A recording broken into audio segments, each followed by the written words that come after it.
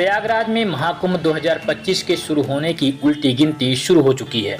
गंगा, यमुना और अदृश्य सरस्वती का संगम तट करीब 6,500 करोड़ के बजट से सज संवर कर दूधिया रोशनी में नहाया देख सकते हैं।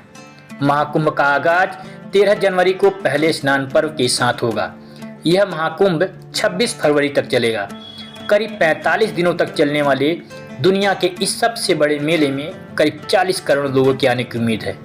अगर आप पहली बार प्रयागराज महाकुंभ आ रहे हैं और संगम स्नान करने से पहले आपके मन में कई सवाल हैं कि संगम स्नान करने कैसे जाएं, कहां रहेंगे, कहां खाएंगे, संगम स्नान के नाम पर ऑटो या नाव वाले लूट न लें, तो आप उसकी चिंता मत करिए, क्योंकि इस वीडियो में आपको सब कुछ मिलेगा। रहने से लेकर खाने तक की पूरी जानकारी मिलेगी।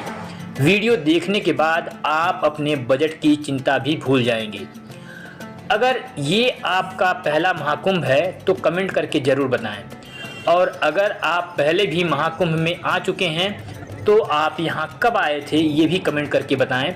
और आपसे रिक्वेस्ट है कि चैनल को सब्सक्राइब ज़रूर कर लीजिए ताकि ऐसी ही जानकारी आगे भी दे सकें।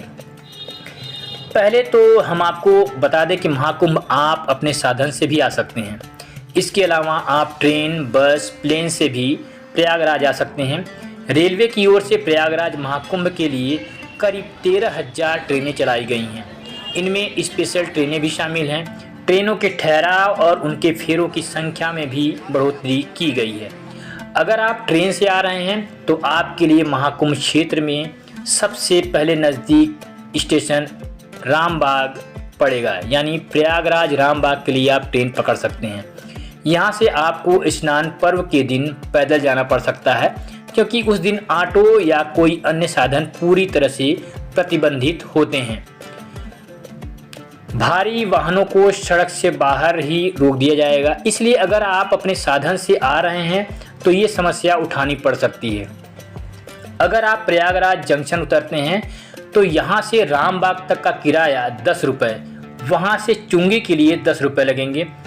अगर आप सिविल लाइंस की ओर उतरते हैं तो आपको चुंगी तक के लिए ऑटो या ई-रिक्शा पकड़ना ज़्यादा सही होगा, क्योंकि उसके सामने संगम क्षेत्र लग जाता है। मतलब जहां आप चुंगी पर उतरेंगे उसके जस्ट सामने संगम क्षेत्र लग जाता है। कई ऑटो वाले सीधे संगम के लिए भी ऑटो चलाते हैं। किराए को लेकर आप बार्गेनिंग भी कर सकते हैं। महाकुंभ के दौरान रिक्शा वाले किराए को लेकर मनमानी वसूली भी करते हैं, तो आप अपने सहूलियत के हिसाब से मोल भाव भी कर सकते हैं। अगर आप फ्लाइट से आ रहे हैं तो वहां से भी आपको गाड़ियां और बस आसानी से मिल जाएंगी। जो लोग सूबेदारगंज स्टेशन उतरेंगे उन्हें संगम जाने के लिए पहले 15 रुपये देकर प्रयागराज जंक्शन जाना होगा। वहां से 10 रुपये देकर रामबाग या 20 रुपये देकर बैरहना या चुंगी उतरना ज़्यादा ठीक पड़ेगा। वहाँ से सामने संगम पैदल जाना होगा। अगर आप नैनी या प्रयागराज छिंकी स्टेशन उतरते हैं तो आपको 15 से 20 रुपये देकर अरैल संगम क्षेत्र पहुँचना होगा, जो संगम के दूसरी ओर लगे महाकुंभ का एरिया है। वहाँ भी स्नान घाट बने हैं। वहाँ से नाव करके बीच संगम में स्नान कर सकते हैं। नाव का किराया कितना लगेगा आगे बताएंगे।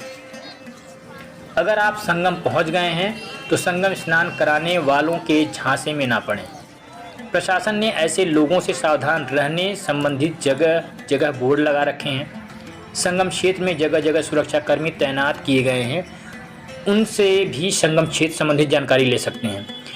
अब अगर आप संगम तट पर पहुंच चुके हैं और बीच संगम में स्नान करना चाहते हैं और साइबेरियन पक्षियों के साथ मस्ती भी करना चाहते हैं तो आपको नाव पकड़नी होगी। वैसे तो नाव वाले मनमानी पैसा मांगते हैं, लेकिन आने जाने का सही किराया कितना देना है ये आपको हम बता देते हैं।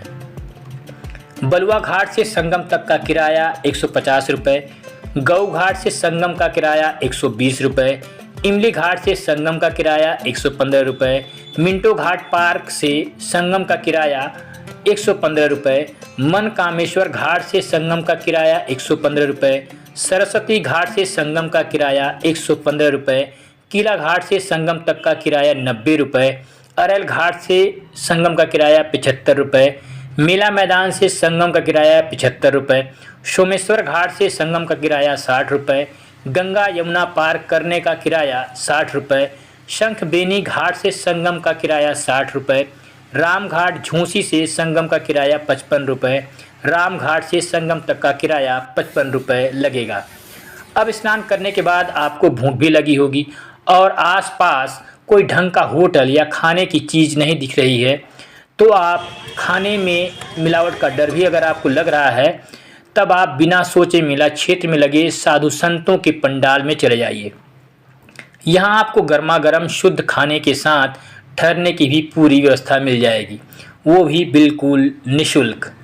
आपको बता दें कि प्रयागराज महाकुंभ हो, कुंभ मेला हो या माघ मेला हो, यहाँ आने वाला कोई भी व्यक्ति भूखा नहीं रहता। मेला क्षेत्र में जगह जगह साधु संतों के रात दिन भंडारे चलते हैं, प्रसाद बंटते हैं।